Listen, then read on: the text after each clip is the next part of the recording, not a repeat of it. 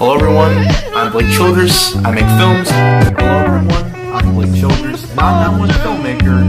And hello everyone, I'm Blake Childress, I'm that one filmmaker. Hello everyone, I'm Blake Childress, and I'm that one filmmaker.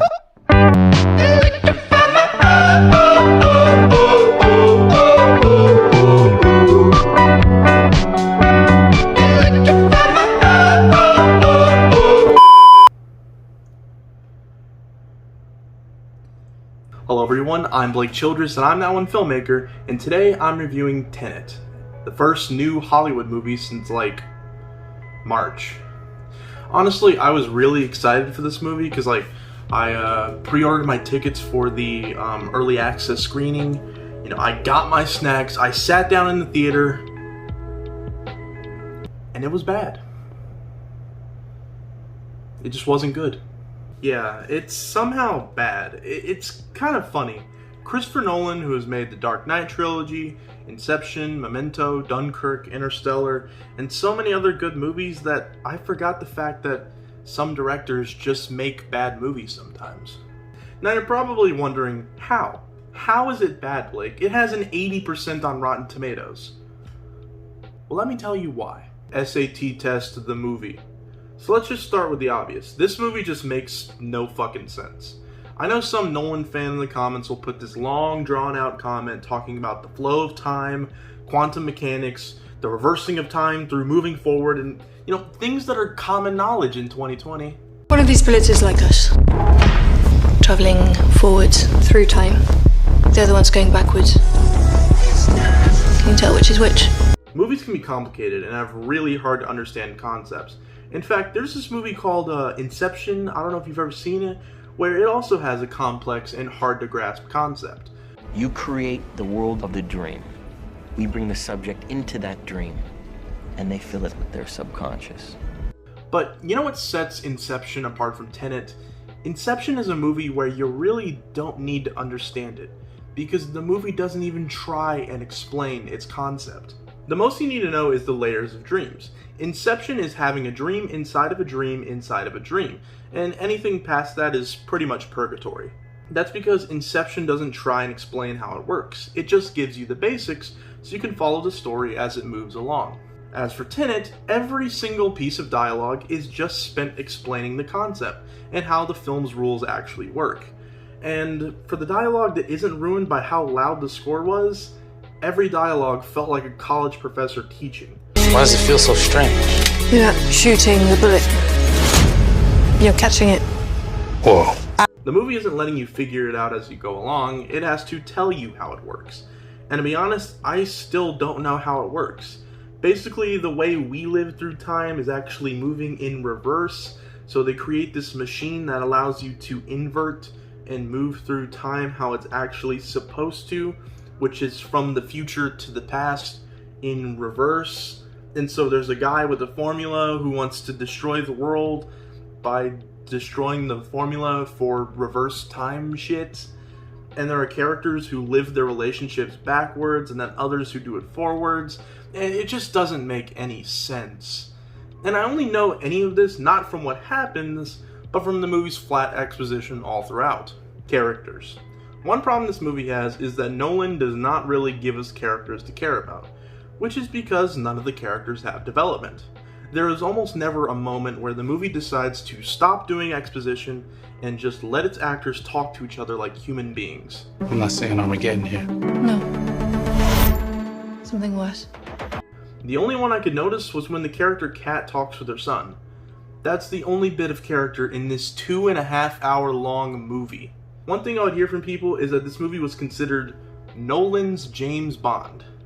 And I gotta be honest, probably the worst part about this movie is the main character. While I like John David Washington, and I honestly think he could play a James Bond role easily if given proper direction and the right screenplay, because here he's just the protagonist. Are you kidding me? We don't even get a name? I mean, I know the name is the thing we take for granted with characters, but it's not just his name we don't know. We don't know anything about who he is or why he's doing what he's doing. All we get is the opening where he dies on the train track. And that's pretty much how it goes for all of the characters. Robert Pattinson and John David Washington try and have witty banter sometimes, but most of the time it feels like it didn't come naturally. Well, I've seen too much. Well, we'll try and keep up. In fact, most of the dialogue feels like that. Unnatural. I don't see characters discussing time and quantum mechanics and how to save the world. I see actors reading their lines. And that's it.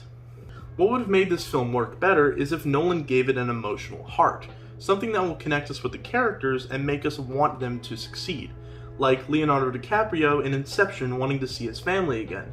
He had a character motivation, which is what Tenet lacks. Tenet lacks characters. The acting.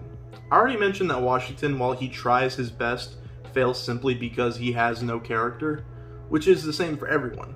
Pattinson was no doubt the most charismatic character in the movie, who seemed like even without a character he could still have fun with his performance. Everyone else is very meh, but the villain is a different story. Our favorite director of Artemis Fowl, Kenneth Branagh, is back as the villain of this movie. And by God, he is not good in this. I mean, he speaks in a bad Russian accent when he himself is an Irish guy. Who's the American? Good with fists for a diplomat.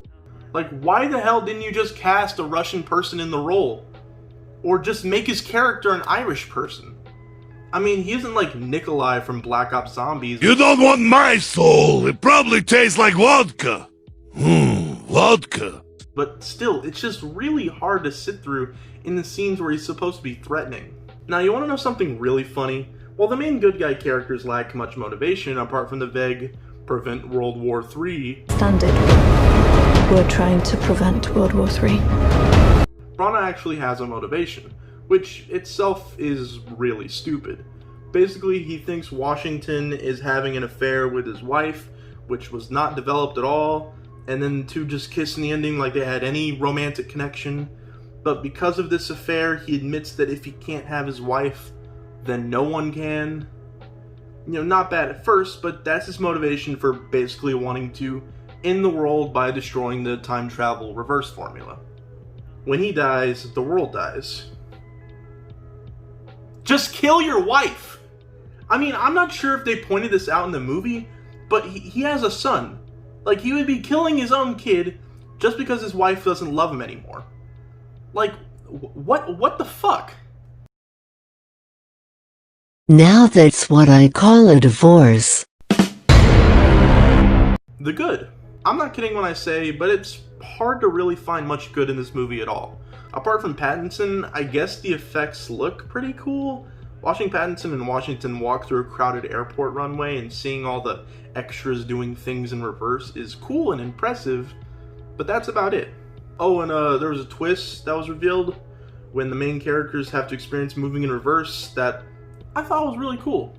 Miscellaneous other bullshit. One thing that I was surprised about was the score, and while the score itself isn't bad at all, it was one of the biggest problems with the movie. You see, this movie makes the classic mistake of sound mixing, where the score is so loud that it ruins the dialogue. And since the actors' enunciation of their dialogue isn't like this, you can't understand anything they're saying most of the time.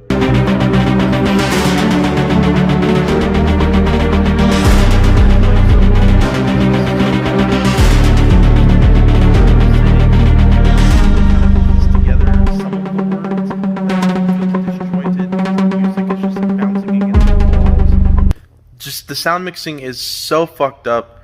Christopher Nolan, what the hell were you thinking? So not only is the dialogue just exposition, but you can't even hear it most of the time. Also, the actual filmmaking with this movie wasn't even impressive. Usually with Nolan's films, there are some visually interesting shots, and the whole thing looks professional. but in Tenet, the camera shakes sometimes, and most of the shots are just basic stuff.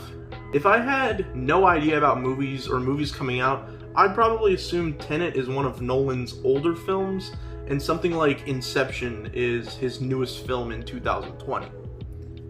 But knowing this being the latest Nolan film, then I hope this is just an accidental misstep, or like he pulled an Adam Sandler and just made a movie while vacationing in Europe. Because if this is Nolan at his best, then by God, I don't have much hope for his next film.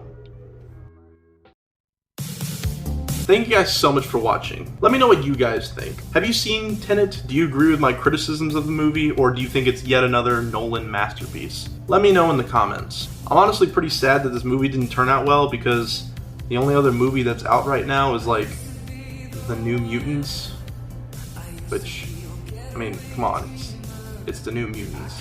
But hey, I might make that my review for next week. But until next time, guys, I'm Blake Childress, and I'm Now One Filmmaker. I have one word for you.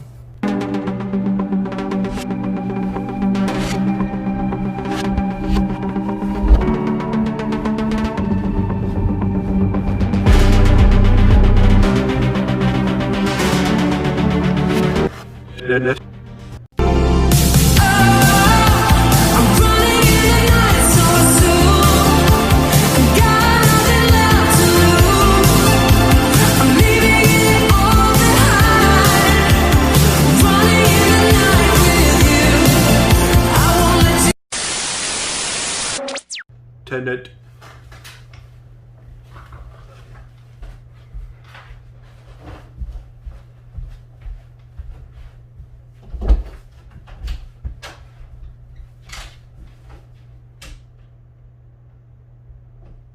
Fucking lights turned off.